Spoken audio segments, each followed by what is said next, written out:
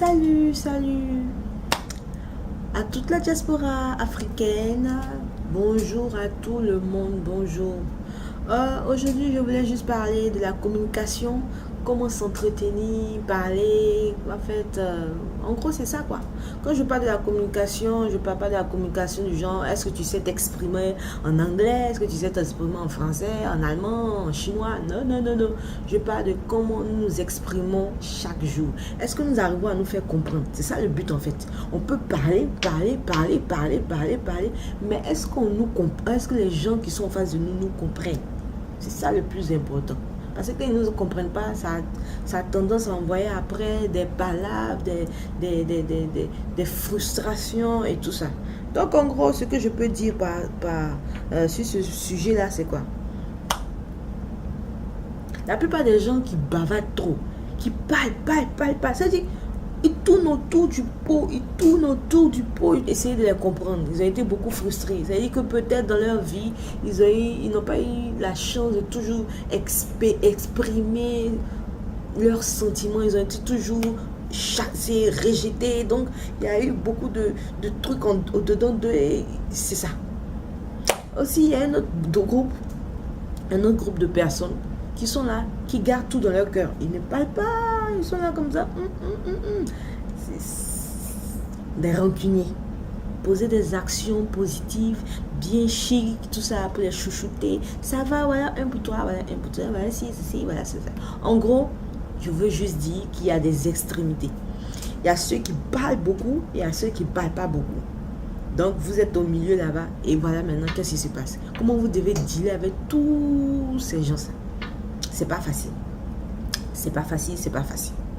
Si vous voyez que vous êtes dans une catégorie ou bien dans l'autre catégorie, ce que vous devez faire, je pense que très souvent, quand on doit parler, dans la catégorie des gens qui bavardent beaucoup, ce que vous pouvez faire, c'est de prendre votre temps pour parler. Ça veut dire que quand vous voulez parler, vous avez une incompréhension avec quelqu'un, au lieu de venir comme ça et puis aborder le problème, parler, je pense qu'il faut prendre son temps et puis essayer d'organiser ses propos dans la tête.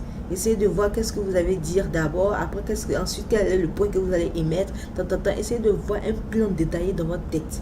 Et puis maintenant, vous venez en la présence de cette personne et puis vous parlez avec la personne. Il y a aussi le cas de ceux qui gardent tout dans leur cœur, a.k.a. les rancuniers. Ceux qui gardent tout dans leur cœur et tout ça. Aussi, ça se passe dans la tête. Il faut savoir une chose. Oui, les gens qui sont devant vous sont différents. Vous-même, vous avez eu à faire souffrir les autres. Vous avez eu à heurter les gens, que ça soit inconsciemment ou consciemment. Vous avez eu à faire des erreurs dans la vie. Donc, donnez une chance aux autres qui veulent s'approcher de vous pour demander pardon. Donnez-leur une chance.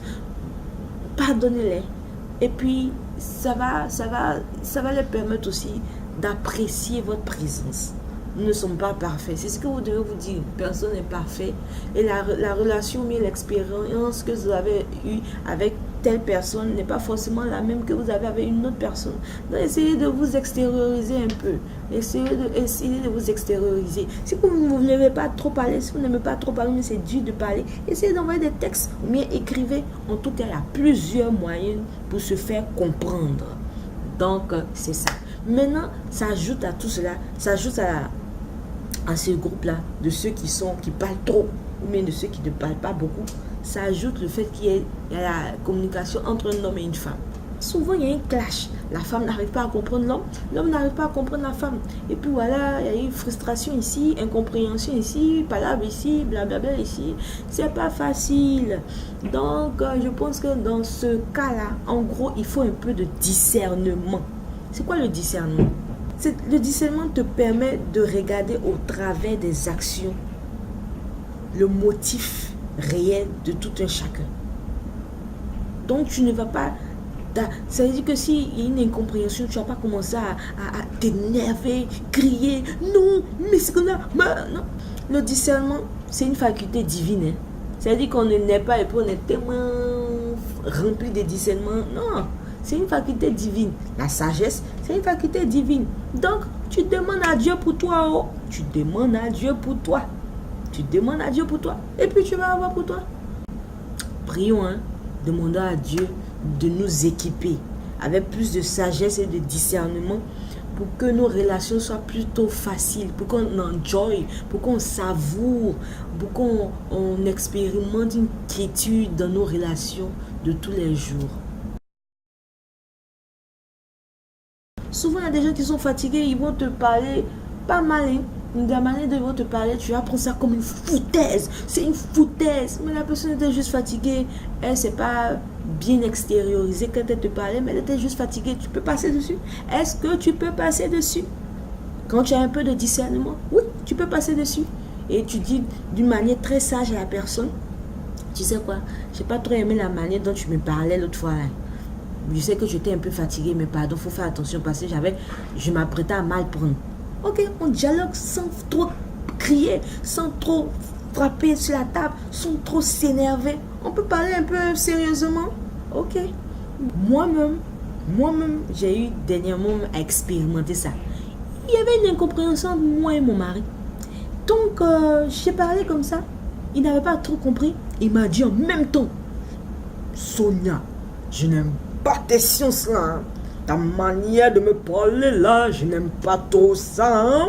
Qu'est-ce que ça veut dire? Faut bien me communiquer ce que tu veux dire.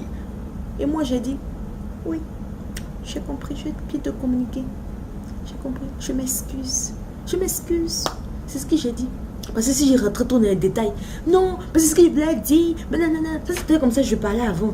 Et j'ai vu que ça ne marchait pas. Dans mon couple, ça ne marchait pas. Parce que je voulais toujours me justifier. Non, c'est pas ce que je voulais dire. Non. Tu as eu perdre le temps, frustré. On parle trop, on tourne autour du pot. On gaspille le temps. On ne peut pas enjoy notre relation. C'était trop compliqué, hein. J'ai juste dit, je m'excuse.